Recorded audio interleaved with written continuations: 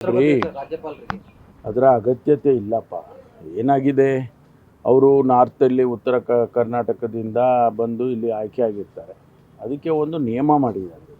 7 ವರ್ಷ ಆದಮೇಲೆ ನೀವು ನಿಮಗೆ ಅರ್ಹತೆ ಬರುತ್ತೆ ಟ್ರಾನ್ಸ್ಫರ್ಗೆ ಅಂತ. ಅಂದಾಕ್ಷಣಕ್ಕೆ 7 ವರ್ಷ ಆದಮೇಲೆ ಎಲ್ಲರನ್ನೂ ತೆಗೆದು ಅಲ್ಲಿಗೆ ಹಾಕ್ಬಿಡ್ತೀವಿ ಅಂತ ಆಗೋದಿಲ್ಲ. ಅದರಲ್ಲಿ ಸೀನಿಯಾರಿಟಿ ನೋಡ್ತಾರೆ, ಯಾರ್ಯಾರು ಮೊದಲು ಕೇಳ್ಕೊಂಡಿದ್ದಾರೆ, ಆಮೇಲೆ ಪತಿ ಪತ್ನಿ ಪ್ರಕರಣ ಅಂತ ಇರುತ್ತೆ. ಅಂಥ ವಿಚಾರದಲ್ಲಿ ನಾವು ಪ್ರಯಾರಿಟಿ ಕೊಟ್ಟು ಮಾಡ್ತೀವಿ. ಅದಕ್ಕೆ ನಿಯಮ ಮಾಡಿದೆ. ನಿಯಮ ಉಲ್ಲಂಘನೆ ಮಾಡಬೇಕು ಅಂದರೆ ಅದು ಮಾಡೋಕ್ಕಾಗಲ್ಲ. ಅವರು ಆ ಸೀನಿಯಾರಿಟಿಗೆ ಬಂದಾಗ ಆಟೋಮೆಟಿಕ್ಕಾಗಿ ಮಾಡಿಕೊಡ್ತಾರೆ, ಯಾವುದೇ ಗೊಂದಲ ಇಲ್ಲ. ಇವುಗಳು ಯಾರೋ ಗೊಂದಲ ಸೃಷ್ಟಿ ಮಾಡ್ಕೊಂಡ್ರೆ ಅದಕ್ಕೆ ಇಲಾಖೆ ಏನು ಮಾಡುತ್ತೆ?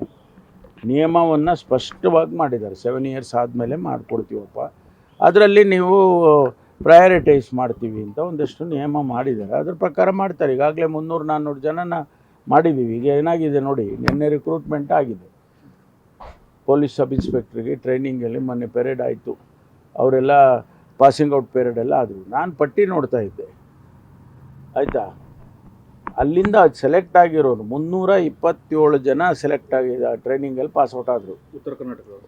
ಅದರಲ್ಲಿ 80 ಭಾಗ ಉತ್ತರ ಕರ್ನಾಟಕದವರು, 35 ಬಿಜಾಪುರ, ವಿಜಯನಗರ, ಆಮೇಲೆ 36 ಏನೋ ಗುಲ್ಬರ್ಗ, ಈ ಥರ ಒಂದೊಂದು ಜಿಲ್ಲೆಯಿಂದನೂ ದಕ್ಷಿಣ ಕನ್ನಡ ಜಿಲ್ಲೆಯಲ್ಲಿ ಇಬ್ಬರು ಸೆಲೆಕ್ಟ್ ಆಗಿದ್ದಾರೆ.